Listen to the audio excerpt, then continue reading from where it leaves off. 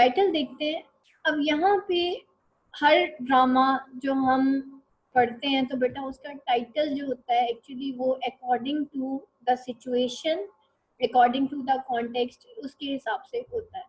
The Italian edition of Wilde's comedy has a serious translation problem. The original title, in fact, uses impossible words joke to translate between adjective earnest, that means honest, serious, and the name earnest, that in English have the same pronunciation. So the contrast in this work is the fact that even both declare to be earnest, nobody is really earnest with his lover.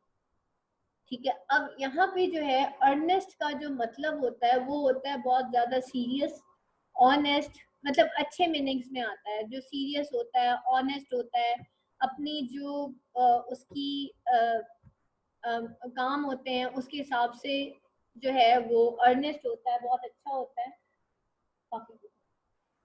तो वो जो है actually उसको कहा जाता है Ernest, यानी कि अपनी मिसाल आप होता है अपने कामों में, ऐसे इंसान को अर्नेस्ट कहा जाता है जो कि बहुत ज़्यादा लॉयल होता है, रिस्पॉन्सिबल होता है। लेकिन यहाँ पे अगर हम देखा जाए तो Ernest is totally the opposite of each and every character, यानी कि दो हीरोज वो क्लेम करते हैं कि हम अर्नेस्ट हैं, लेकिन एक्चुअली दोनों अर्नेस्ट नहीं होते। ठीक है, दोनों ही अर्नेस्ट नहीं होते इनवर्डली, यानी कि अपने कैरेक्टर में कोई भी अर्नेस्ट नहीं है। नेक्स्ट देखते हैं। अब यहाँ पे टाइटल था इम्पोर्टेंस ऑफ बीइंग अर्नेस्ट, के अर्नेस्ट होने की इतनी ज्यादा नीड थी कि सिसिली और ग्वेंडोलन जो है एक ऐसे लड़के से शादी करना चाहती थी जिसका नाम अर्नेस्ट हो और जो खुद भी अर्नेस्ट हो।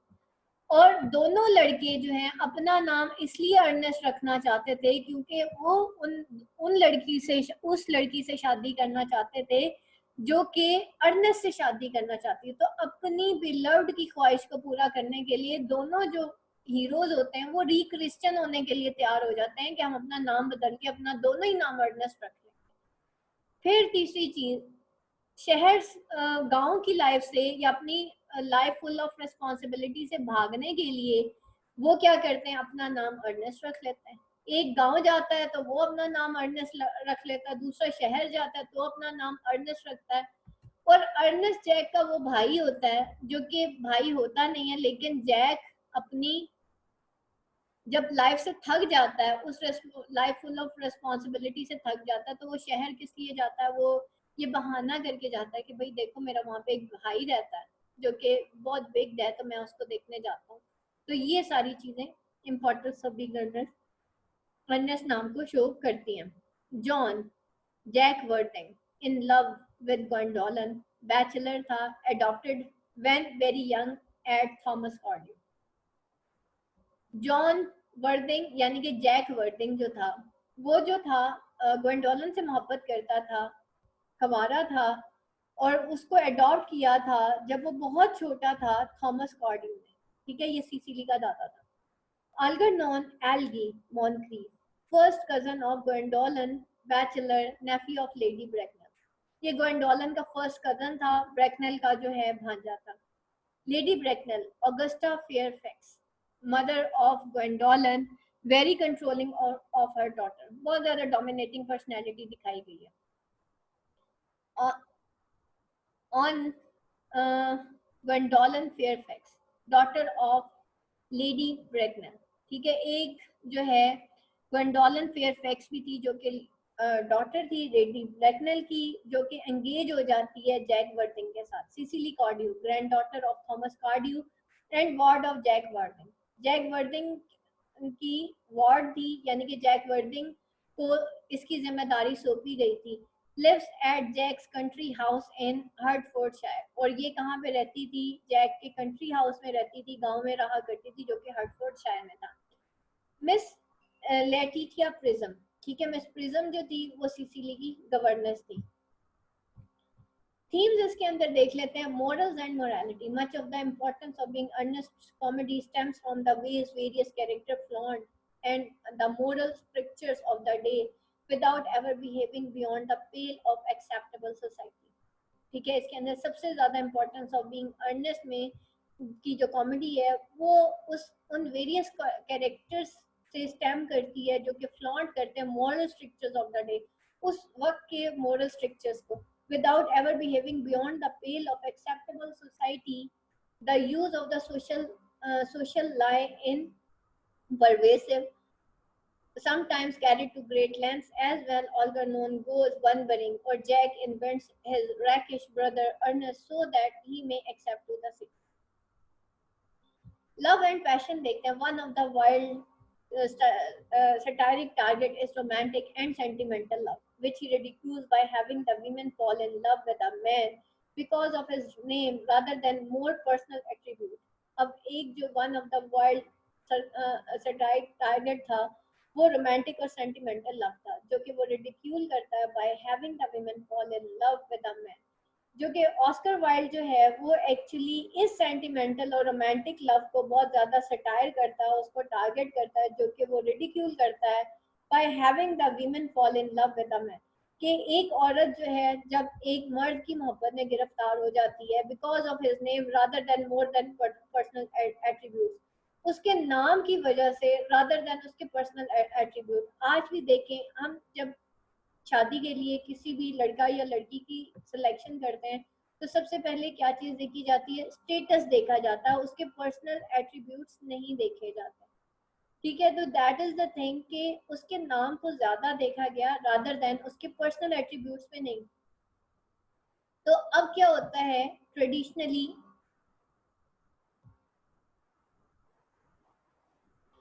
तो अब Wilde carries parody of romantic love to an extreme in the relationship between Algernon, और वाइल्ड जो है वो कैरी करता है इस पैरोडी को. पैरोडी किसे कहते हैं? नकल करना. ठीक है, इस तरह से नकल करना, इस तरह से सटायर करना कि लोगों को हंसी आए. अब वो इस रोमांटिक लव को in extreme relationship between Algernon और सिसिली जो है वो बताता है, for she has fallen in love with him, कि वो जो है इन लव थी, जिसमें वो मोहब्बत में गिरफ्तार हो गई थी Sicily. And in fact, charted their entire relationship. Before ever meeting him, she writes of their love in her diary. अभी वो कभी अल्गरनॉन से, सॉरी, अर्नेस्ट से कभी मिली नहीं थी, लेकिन वो अपनी लव स्टोरी जो है राइटिंग लिखा करती थी अपनी डायरी में. Nothing the ups and downs of their affairs, और सॉरी नोट करती थी वो अप एंड डाउन के, उनकी जो लव अफेयर है उसके अंदर अप एंड डाउन जो होते थे उनके अफेयर में, वो उसको नोट किया करती थी अपनी डायरी में. हालांकि वो सब फिक्शनल था, ऐसा कुछ भी रियलिटी में नहीं हुआ था. Including authoring love letters to and from herself, और वो खुद से ही अपने लव लेटर्स लिखती थी, उसको भी लिखती थी और उसकी तरफ से अपने आप को भी लिखती थी कि जी ये सिसिली ने लव लेटर्स लिखे. फिर कल्चर क्लैश देख लेते हैं इसके अंदर क्या था. Themes are very important. ठीक है, थीम्स बेटा इसके गिर्द घुमा के आपका कोई भी क्वेश्चन आ जाता है, कभी कल्चरल क्लैश पे आ जाता है, मोरालिटी पे आ जाता है, और इसकी बहुत सारी थीम्स हैं, वो आपकी बुक के अंदर भी लिखी हुई हैं और आपके नोट्स में भी लिखी हुई हैं, आप उसको जरूर पढ़िएगा. तो the play's action is divided between the city and the country. अब ये जो प्ले के एक्शन है वो डिवाइड हुए हुए थे बिटवीन सिटी यानी कि लंदन और कंट्री गांव, एंड जो कि लंदन था, और पेस्टोरल कंट्री ऑफ हार्टफोर्डशायर, और एक पेस्टोरल कंट्री था ऑफ हार्टफोर्डशायर का. Traditionally location like these symbolise different attitude toward life, contrasting for example the corruption of urban living with the simple, we call it, pleasures of rural farm life. For example, corruption थी urban living की with the simple bucolic pressures of rural farm life, कि किस तरीके से corruption दिखाई गई urban living की, यानी कि ये जो शहरी जिंदगी with the same bucolic pleasures of rural farm life, गांव की जो जिंदगी थी उसी तरह के बेगोलिक यानी कि उसी तरह के करप्टेड प्लेजर्स थे of rural farm life. As Jack says, when one is in town one amuses oneself. जैसे जैक कहता है कि जब कोई टाउन में होता है यानी कि सिटी में होता है तो वो अपने आप को अम्यूज करता है. When one is in country one amuses other people, और जब कोई गांव में होता है तो वो दूसरे को अम्यूज कर रहा होता है, यानी कि लोगों की खिदमतें कर रहे होते हैं. हम बेसिकली घर से बाहर क्यों जाते हैं कि हमें बाहर निकलना चाहिए? बेसिकली हमें ये लगता है कि अगर हम रिस्पॉन्सिबिलिटी से थोड़ा दूर चले जाएंगे तो शायद हमें अम्यूजमेंट मिलेगी. तो दैट्स वाई हम क्या कहते हैं, बाहर निकल के थोड़ा सा अच्छा फील होता है। It is excessively boring. और वो कहते हैं जब एक इंसान दूसरों की खिदमत कर रहा होता है तो ये बहुत ज्यादा बोरिंग होता है। इट मीन्स, अब आप इस लाइन से अंदाजा कर लें कि हमारे लिए ये चीज बोरिंग है कि हम लोगों को टाइम देते हैं, हम अपनों को टाइम देते हैं, हम अपने बच्चों को टाइम देते हैं, हम अपने शोहर को टाइम देते हैं, हम अपने घर वालों की खिदमत करते हैं, तो हमारे लिए ये एक टिपिकल लेडी कंसीडर होती है। और इवन ये हमारे जहनों में बिठा दिया गया है कि I am not a typical wife. और टिपिकल वाइफ की definition according to this modern जो है उसमें ये है कि एक टिपिकल वाइफ या एक टिपिकल औरत एक ऐसी औरत को कहते हैं जो कि अपने बच्चों में और अपने घर में हर वक्त खोई रहती है और उसको बाकी दुनिया का कोई पता नहीं होता है। ऐसी औरत को बेटा टिपिकल औरत कभी भी नहीं कहती। अल्लाह ताला ने हमें देने वाला बना दिया, इससे बड़ी ब्लेसिंग है कोई?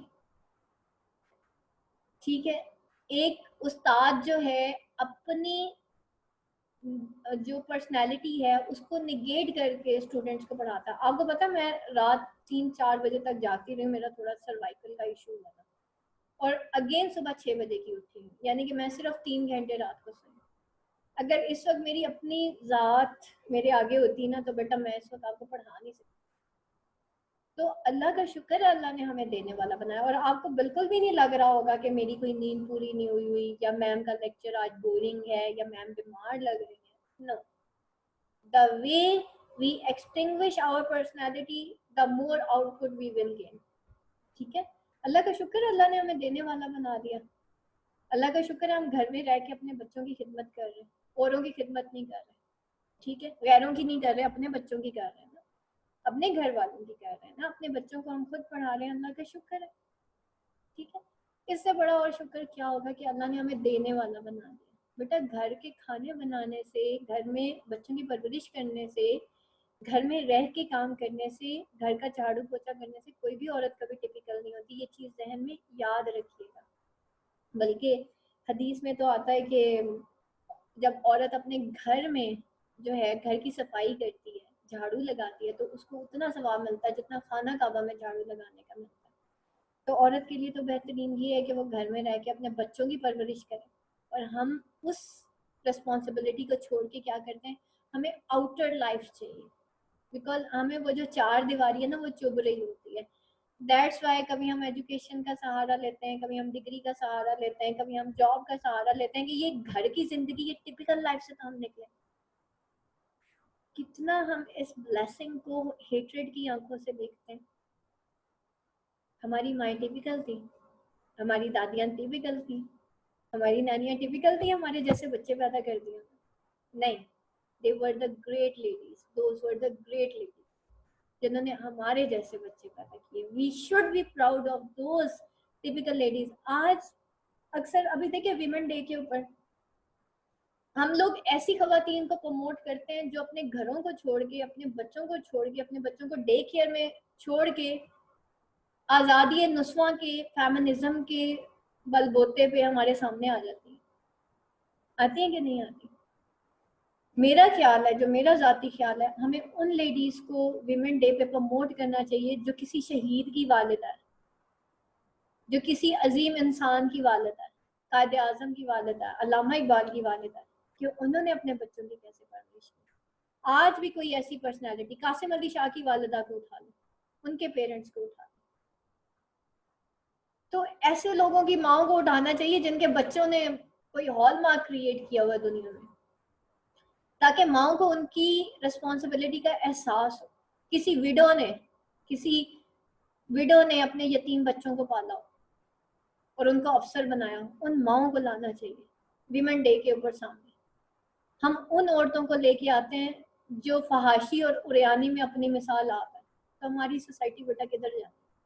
वो तो कहेगी नहीं, घर से बाहर की ज़िंदगी ज़्यादा अच्छी है। ठीक है, और घर की ज़िंदगी अच्छी नहीं है। मुझे आज भी याद है, मैं मेरे बेटे की एक टीचर थी, बहुत अच्छी teacher, a very nice teacher, a very nice, but she has उसने अपना टीचिंग प्रोफेशन छोड़ दिया क्योंकि उसको एयर होस्टेस की जॉब ज़्यादा अच्छी लगती थी as compare to teaching profession. और before marriage she was doing teaching, she was doing as air hostess. तो मुझे एकदम से मैंने उसको देखा और मैंने अल्लाह का शुक्र अदा किया कि मैं एयर होस्टेस नहीं, मैं एयर होस्टेस नहीं हूँ जो औरों की खिदमत करती है लेकिन अपनों की नहीं करती। और इतने सारे मर्द वहाँ पे खड़े हुए होते हैं। मैं अभी भी जब जहाज में बैठी हुई थी ना, मैं अल्लाह का शुक्र अदा कर रही थी, या अल्लाह शुक्र है तू मैं एयर होस्टेस नहीं, कि इतनी देर ये बंदी खड़ी रहती है और इतने मर्दों को सर्व करती है और कौन किस नज़र से देख रहा है कोई पता नहीं। और इतना मेकअप भी डेली का करना पड़ता है। तो बेटा ये हम क्यों करते हैं? बिकॉज हम अपनी रिस्पॉन्सिबिलिटी से भागते हैं। So while symbolism does not adhere rigidly to audience expectations, however, though Jack is more sedate while in country and more festive when in London, Cecily is far from the innocence she appears and pretend to be around her guardian. Her handling of her affair with Algernon and Ernest show her to be competent in romance as any city woman. और उसकी handling of her affair with Algernon जो Earnest जो है वो ये show करते थे her to be as competent on romance. वो इन रोमांस तो बहुत ज्यादा कॉम्पिटेंट थी एज एनी सिटी वुमेन, जितना कि कोई सिटी वीमेन होती है। हम लोग किन को कॉपी कर रहे होते हैं? एक्चुअली उस दौर में बेटा टीवी वगैरह तो होता नहीं था। अगर अखबारों के थ्रू कोई सिटी वीमेन ही दिखाई जाती थी तो वो लड़कियां जो कि नॉवेल्स पढ़ा करती थी, ड्रामास पढ़ा करती थी, वो उस तरह से बिहेव करती थी जो कि नॉवेल्स के अंदर कैरेक्टर्स और ड्रामास के अंदर कैरेक्टर्स जो है वो किया करते थे। आज हमारी छोटी छोटी बच्चियों को देखें ना, वो कैट वॉक कर रही होती हैं, वो एक्टिंग कर रही होती हैं। वो क्यों कर रही होती है? बिकॉज वो जो टीवी में देखती है बेटा, थ्रू इमेजेस उनके जहन के अंदर जो है ये आइडियाज डाले जाते हैं। आज हम कोरोना वायरस से क्यों डरे हुए हैं? हमारे जहन में वो सेफ गार्ड जैसे कार्टून बना बना के हमारे जहन में ये इमेजेस डाले गए हैं। ठीक है, ये इमेजेस ये होते हैं बेटा जो आपकी लाइफ जो है वो आगे जाके बनाते हैं। आगे देखते हैं फ्रीडम। फ्रीडम, वो Jack and Algernon struggle to remain free of the restrictions of Victorian convention। दोनों उस ट्रेडिशन से भागने की कोशिश कर रहे थे, रिमेन फ्री ऑफ रिस्ट्रिक्शंस। उन विक्टोरियन कन्वेंशंस की जो रिस्ट्रिक्शंस थी वो दोनों उससे भागने की कोशिश कर रहे थे। जो एल्गरनॉन था उसकी खाला चाहती थी कि एल्गरनॉन जो है वो बहुत अच्छा बिहेव करे और जैसे वो घर मतलब एक डैंडी इंसान होता है उस तरह का बिहेव करे। और जैक से भी वहाँ की जो लोग थे वो यही जो है एक्सपेक्ट करते थे कि वो वैसा बिहेव करे। लेकिन वो दोनों उन रिस्ट्रिक्शन से भागना चाहते थे। Jack does so by maintaining a double identity. Jack ने भी अपनी डबल आइडेंटिटी मेंटेन की। being Jack in country and Ernest in the city, Algernon achieves similar result by inventing an invalid name Bunbury। और Algernon ने भी अपना एक invalid name रखा जो कि Bunbury था, who constantly requires his attention। This similarity in Algernon and Jack behavior also offers a clue to man's true relationship as brother। Further duality is indicated by their respective attractions to very similar women, Gwendolen and Cecily। Wilde's technique के बारे में देखते हैं। Wilde sparkling wit abounds in irony, sarcasm, nonsense, puns, paradoxes. बेटा ये techniques थी जो उसने यूज की थी। एक आता है Importance of Being Earnest as a comedy play. ठीक है, उस कॉमेडी के अंदर बेटा उसने कुछ टेक्निक्स यूज की थी। उस ह्यूमर के अंदर उसने कुछ टेक्निक यूज की थी कॉमिक वे को में डिफाइन करने के लिए, उस सोसाइटी को सटायर करने के लिए उसने कुछ टेक्निक्स यूज की। उसमें आयरनी थी। आयरनी क्या होता है कि इंसान कहता कुछ और है, होता कुछ और है। ठीक है, या अनएक्सपेक्टेड वे में कहानी का एंड हो जाता है। सरकाज़म एक ऐसे ह्यूमर को कहते हैं जिससे हमारी हंसी फूट पड़े। नॉनसेंस आपको पता है बेवकूफियों को कहते हैं। पंस जो है ऐसी जिसे हम कहते हैं ना, आपने आजकल वो हस्बे हाल देखा होगा। हस्बे हाल में वो जो कर रहे होते हैं एक दूसरे के ऊपर जुगत कर रहे होते हैं। ठीक है, पंजाबी में इसको कहते हैं जुगतें करना ना, जुगत करना। तो वो जो जुगतें कर रहे होते हैं ना, एक्चुअली एक दूसरे के ऊपर पंच कर रहे होते हैं और हमारी हंसी फूट पड़ती है, उसको कहते हैं पंच। और पैराडॉक्सिस कहते हैं कि ऑपोजिट, मतलब हर ऐसा सेंटेंस जो कि ऑपोजिट वे में बयान हो। लाइक जैसे मैंने अभी आपको कहा था कि वो बड़ा नवाब है, एक बंदा काम चोर है लेकिन मैं उसको नवाब कह रही हूँ, हालांकि वो तो काम चोर है। लेकिन मैं उसको पैराडॉक्सिकली कह रही हूँ कि ये तो नवाब है, बड़ा आया नवाब, ठीक है। The humour drives from what the characters से एंड हाउ दे से इट। और ह्यूमर का कैसे होता है कि कैरेक्टर्स क्या कहते हैं और कैसे कहते हैं। This is wild technique of contraries to treat all the serious things of life with sincere and studied triviality. और ये वो वाइल्ड की टेक्निक ऑफ कॉन्ट्ररीज है। कॉन्ट्ररीज कहते हैं दो ऑपोजिट चीजों को आमने सामने रखना। उसने हकीकत को और कॉमेडी को दो तरीके से आमने सामने रखा, यानी कि जो चीज रियलिटी थी उसने उसको कॉमिक वे में बयान किया। तो हम इसको कह रहे हैं ये कॉन्ट्रेरी। कॉन्ट्रेरी कहते हैं दो ऑपोजिट चीजों को साथ साथ लेके चलना, यानी कि जो सीरियस है उसको ट्राइवियल बना दिया उसने, और जो ट्राइवियल है उसको सीरियस बना दिया, ठीक है। और ये चीज हमने कहाँ पढ़ी थी, रेप ऑफ द लॉक में भी पढ़ी थी कि उसने ट्राइवियल को सीरियस बना दिया और सीरियस को ट्राइवियल बना दिया था मॉक एपिक में। तो same is the case with Oscar Wilde. यहाँ पे भी उसने ट्रीट किया था all serious things of life with sincere and study triviality. उसने तमाम सीरियस थिंग्स ऑफ लाइफ को विद सिंसियर और स्टडी ट्राइवियलिटी के अंदर कन्वर्ट कर दिया था। His characters say the most irrelevant and absurd things. उसके जो characters थे most irrelevant और absurd things कहते थे if they were talking common sense, but the extreme and slightly absurd situation of the play also expose the superficiality of English upper class and the shallowness of their life. और इसी तरीके से वो जो है extreme जो है slightly absurd situation of the play जो कि एक्सपोज करती है superficiality of English upper class, ठीक है। हमने रेप ऑफ द लॉक में भी देखा था superficiality of English upper class के बारे में, लंदन की क्लास के बारे में हमने देखा था, और यहाँ पे भी हम यही देखेंगे। And the shallowness of their life, और उनके अंदर की जो शैलोनेस है ना वो दिखाई गई।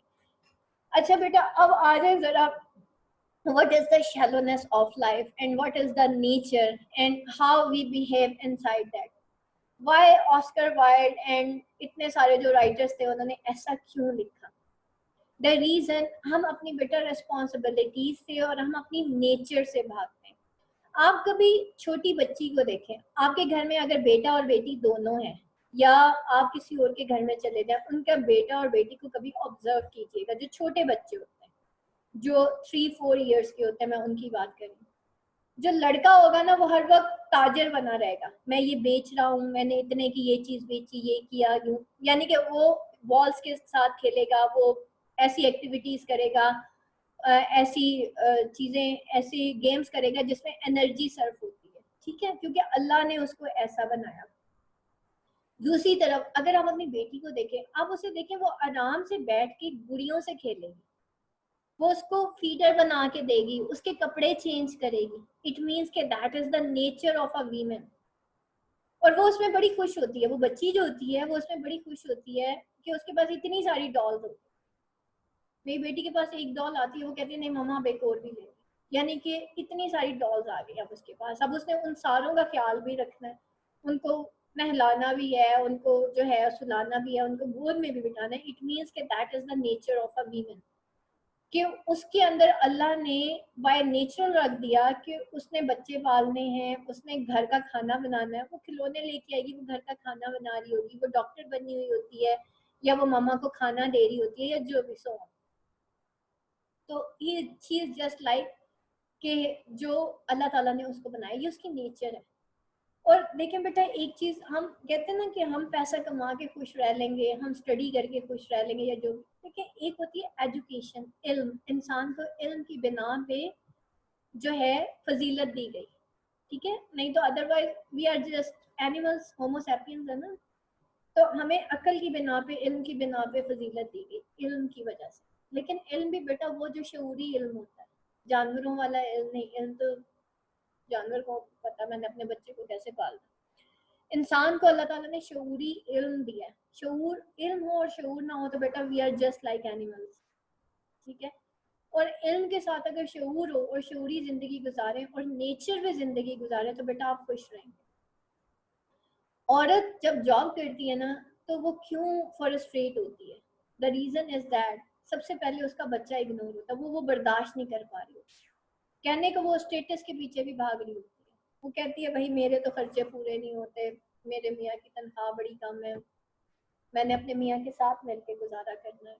आज की जिंदगी हमें ये सिखाती है कि मियाँ और बीवी दोनों कमाएंगे तो जिंदगी गुजरेगी। ऐसा नहीं है बेटा, जिसने गुजारा करना है, ये हमारी जिंदगी गुमान पे गुजरती है। अगर मेरा गुमान है ना कि 100 रुपए में गुजारा हो जाएगा तो हो जाएगा, अगर मेरा गुमान है कि लाख में नहीं होना ना, अगर मेरा गुमान है कि मेरा 1 लाख में भी गुजारा नहीं होना, तो कभी भी नहीं होगा, हो ही नहीं सकता। फिर मेरे लिए वो लाख क्या करोड़ भी कम पड़े। ठीक है, इंसान की ख्वाहिशात की कोई हद तो नहीं होती ना। खुश वो इंसान रहता है जिसकी लाइफ बड़ी सिंपल होती है, जिसकी लाइफ बड़ी नेचुरल होती है, वो नेचर पे जीता है। मैंने कहा ना, औरत उस वक्त फ्रस्ट्रेट होती है जब उसका बच्चा जो है वो चीखता है, जब उसका बच्चा बिगड़ जाता है, जब उसका बच्चा भूखा होता है। वो घर आती है थकी हुई होती है, उसको फिक्र क्या होती है, मैंने अपने बच्चे को खाना देना। अब वो थकी हुई होती है, वो बच्चे को पैसे देगी, जाओ बेटा बाहर से जंक फूड खा लेना। ठीक है, वो कहेगी मैं इतना तो कमाती हूँ, चलो थोड़े से पैसे बच्चे को दे देती हूँ। वो अपने बच्चे को टैबलेट पकड़ा देगी, चलो चुप तो करेगा ना। बच्चा क्या सीख रहा है?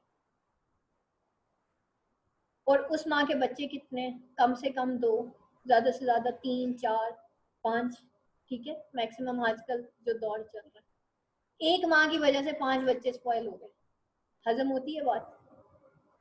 एक माँ की वजह से 5 बच्चे जो है वो जो है उन्होंने हॉलमार्क क्रिएट कर दिया। उन 5 बच्चों ने इन नेशन के अंदर काम किया। तो आप मुझे बताएं कितनों ने सीखा, कितनों ने सीखा? परसों ना मैं एक लेक्चर सुन रही थी कासिम अली शाह का। अब मैंने अपनी जो मैं सुन रही होती हूँ ना, मैं पूरा सुन के फिर शेयर करती हूँ फेसबुक पे। रात को बैठ के सुनती हूँ मैं, तकरीबन जब फारिग हो जाती हूँ ना 9:30-10 बजे बैठ के। तो उस वक्त मैं ना वो कासिम अली शाह के और शेख आतिफ अहमद, आजकल एक बड़ा मोटिवेशनल स्पीकर आया, उसके मैं सुनती हूँ। उसने बड़ी प्यारी बात की, कासिम अली शाह ने। उसने कहा कि अगर आज हम अपनी नेशन को ना चेंज कर सकते हैं ना, उसकी अगर हम उसको जो है ग्रो मतलब ग्रूमिंग कर सकते हैं उसकी, तो वो हमारा नसाब है। नसाब मीन सिलेबस। हमारे सिलेबस में ना जो है, वो कहता है अगर 3 चीजें डाल दें हमारे सिलेबस में, वो चीजें हैं जो हमारी ग्रूमिंग नहीं करती। ठीक है, that's why we become materialistic. और बेटा, हर वो एम और एम्बिशन जो कि आपकी नीड है, हर वो एम और एम्बिशन जो कि आपकी नीड है, याद रखिएगा, अगर तो वो आपकी नीड है ना, तो याद रखिएगा आप बहुत जल्दी फ्रस्ट्रेट होने वाले। फॉर एग्जाम्पल, आपका एक एम्बिशन है, आप डॉक्टर बन जाए, डॉक्टर बनते ही आप फ्रस्ट्रेट हो जाएंगे, लो भी डॉक्टर बन गए। आपकी एम्बिशन है, आपकी नीड है, मैंने एमए इंग्लिश करना है, आपने एमए इंग्लिश कर लिया, आप फ्रस्ट्रेट हो जाएंगे क्योंकि काम तो पूरा हो गया। आपको पता है यूरोप में सुसाइड रेट बहुत ज्यादा है।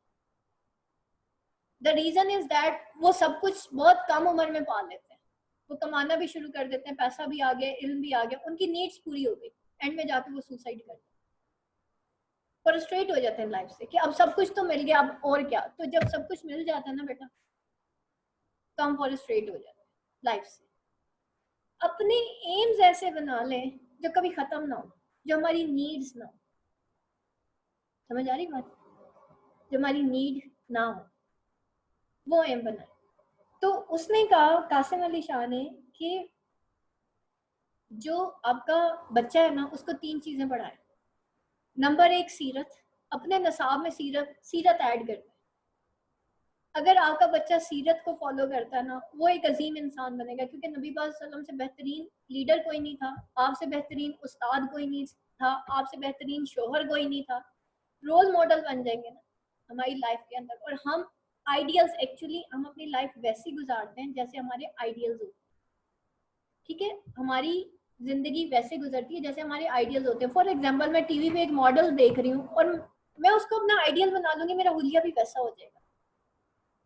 ठीक है, तो अगर मेरा आइडियल है कि नहीं, मुझे हज़रत बीबी हाजरा जैसा बनना है, तो मैं वैसी माँ बनने की कोशिश करूंगी, मैं वैसी जिंदगी गुजारने की।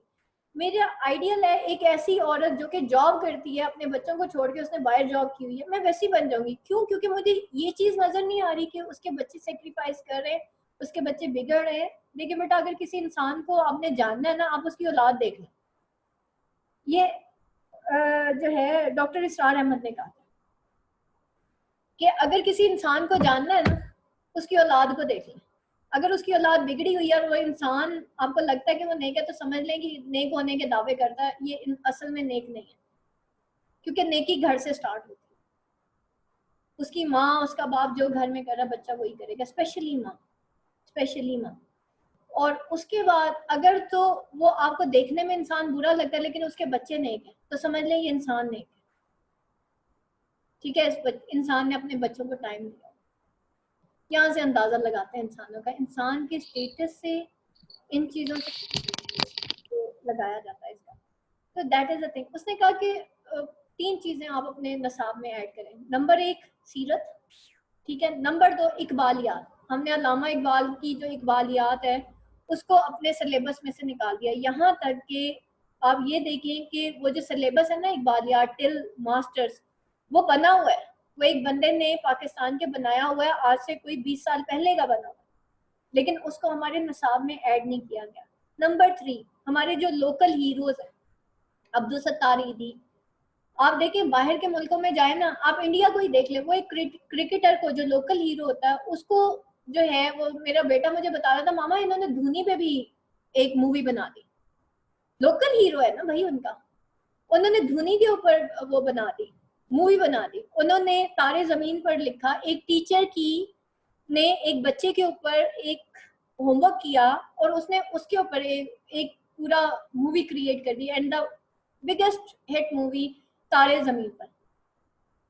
मैं अक्सर अपने बच्चों को बिठा के वो मूवी दिखा रही हूँ। ठीक है, तो दैट इज द थिंग। आप देखें वो अपने हीरोज को लेते हैं जो लोकल हीरोज, और उन पे वो मूवी बना देते हैं। ठीक है, एक औरत उसकी स्ट्रगल के ऊपर वो मूवी बना देते हैं। हम अपने लोकल हीरोज को बेटा प्रमोट करते ही नहीं है। यहाँ पे ये है कि जो काम ना करे वही बेहतर है, और जो काम करता है उसको सारे गालियां देते हैं। लेकिन बेटा इस कल्चर को चेंज करना पड़ेगा, इकबालियात को लाना पड़ेगा अपने नसाब में, और सीरत को भी अपने नसाब में लाना पड़ेगा। आज आके कोरोना वायरस होने के बाद हमें याद आ रहा है ना, हाथ धोने हैं, कुल्लियां करनी है, नाक में पानी डालना है, नाक को 3 दफा झाड़ना है। अगर हम सीरत ही अपने बच्चों को पढ़ा दें तो क्या हमारे बच्चे इस तरह से डर जाएंगे, सहम जाएंगे? कभी भी नहीं सहमेंगे, कभी भी नहीं डरेंगे, बल्कि उनको ऑलरेडी पता होगा। वो अपनी हैबिट पे रेगुलर कुल्ली भी कर रहे होंगे, नमाज भी पढ़ रहे होंगे, सारा कुछ कर रहे होंगे। These are the thing. फिर बेटा मैंने कहा कि नेचर पे जिएंगे ना आप खुश रहेंगे। अगर आप माँ है ना, तो आप उससे खुश रहेंगी जब आप अच्छी वाली माँ बने। अल्लाह ताला ने माँ के पैरों के नीचे जन्नत रखी है। अल्लाह ताला हमें उसकी उजरत भी दे रहा है साथ, और कई गुना ज़्यादा दे रहा। हम उस उजरत को छोड़ के हम कोशिश क्या करते हैं, हम पढ़ लिख के बहुत हाई फाई जॉब करेंगे। बेटा आप ज़रूर पढ़ें, इल्म बहुत अच्छी चीज़ है, इल्म बहुत अच्छी चीज़ है।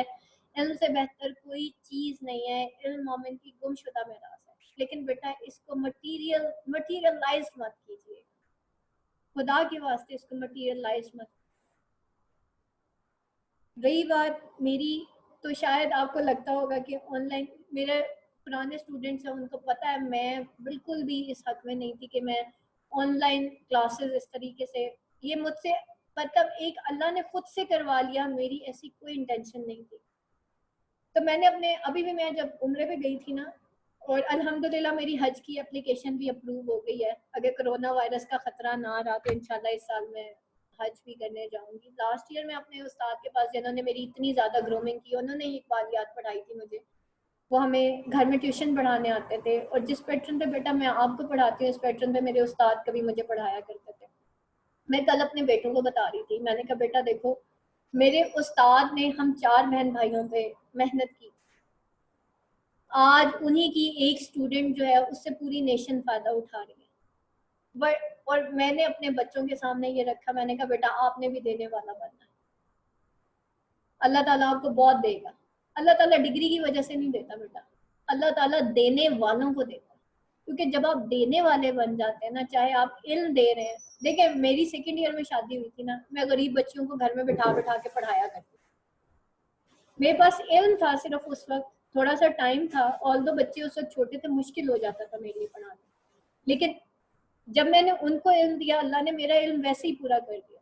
मैं विदाउट एनी ट्यूशन सिवाय किताबों के बेटा मेरा कोई खर्चा नहीं हुआ मेरे इल्म पूरा होने पे। सेकंड ईयर के बाद मेरी यही, सेकंड ईयर की के एग्जाम्स दिए थे शादी के बाद। बीए मेरी फ्रेंड ने मेरी बुक्स अरेंज की थी, फ्री में मेरे घर में किताबें हैं, और सिर्फ एडमिशन के पैसे दिए थे एग्जामिनेशन के, वो पास किया।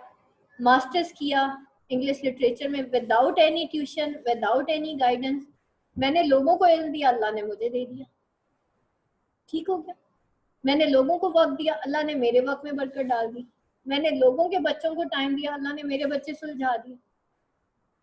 तो दीज आर द थिंग्स। आपका बच्चा बेटा जो देख रहा है वो वही करेगा। आपका बच्चा देख रहा है मम्मा हर वक्त मार्केट जाती रहती है, बच्चा भी कहेगा मैंने भी मार्केट जाना, मुझे मोबाइल लेके, मुझे भी ये चीज चाहिए, मुझे भी वो चाहिए, क्योंकि वो देख रहा है मेरी माँ भी मटीरियलिस्टिक है, आई नीड द मटीरियल्स। तो डोंट मटीरियलाइज योर किड्स। अपने बच्चों को मटीरियलिस्टिक वर्ल्ड की आदत मत डालें। ये जो मोबाइल है ना, वो उस वक्त तक खेलेगा जब तक उसकी शक्ल अच्छी है, जब गंदा हो जाएगा वो फेंक देगा। आप उसको मटीरियलाइज कर रहे हैं। आप खुद अपने बच्चे के साथ खेलें, आप खेलें तो सही। आपका बच्चा सिर्फ आपसे सीखेगा और अच्छी चीजें सीखेगा। एक पढ़ी लिखी माँ से एक पढ़ी लिखी जनरेशन वजूद में आएगी, और उस पढ़ी लिखी जनरेशन से हो सकता है कोई कासिम अली शाही पैदा हो जाए, हो सकता है कोई अल्लामा इकबाल पैदा हो जाए, हो सकता है हजरत इस्माइल जैसी औलाद पैदा हो जाए। तो बेटा हजरत इस्माइल का कितनों को फायदा हुआ था अलैहिस्सलाम। कासिम अली शाह का कितनों को फायदा हो रहा है। क्या मेरा कमाना जरूरी है ऐसी औलाद पैदा करने के लिए? मेरे लिए सिर्फ इतना काफी है कि मैं ऐसी औलाद, उसका दिमाग जो है ना उस पर मेहनत करूँ। आगे जो है ये मेरी कमाई है कि मेरा बेटा कासिम अली शाह जैसा हो, मेरा बेटा जुनैद जमशेद जैसा हो, है ना, मेरा बेटा जो है जाकिर नाइक जैसा हो। लेकिन मेहनत तो करनी पड़ेगी ना फिर, ऐसे तो कुछ नहीं मिलना। और वो उस वक्त मिलेगी जब हम फोकस्ड होंगे कि यार ये मेरी ड्यूटी है and I have to do it. मुझे अच्छी बीवी भी बनना है, मुझे अच्छी माँ भी बनना है। हमें शादी से पहले ही हमारी माएँ भेज देती हैं, बेटा तुम्हें एजुकेशन दे दी, शादी के बाद मियाँ के साथ मिलकर जॉब कर ले, क्योंकि दोनों कमाओगे तो घर चलेगा। बेटा एक ही कमाई से भी घर चलता है। देने वाला बनाया अल्लाह ने, हमारा गुमान बड़ा किया, अल्लाह ने मुझसे करवानी थी ये सारी चीजें।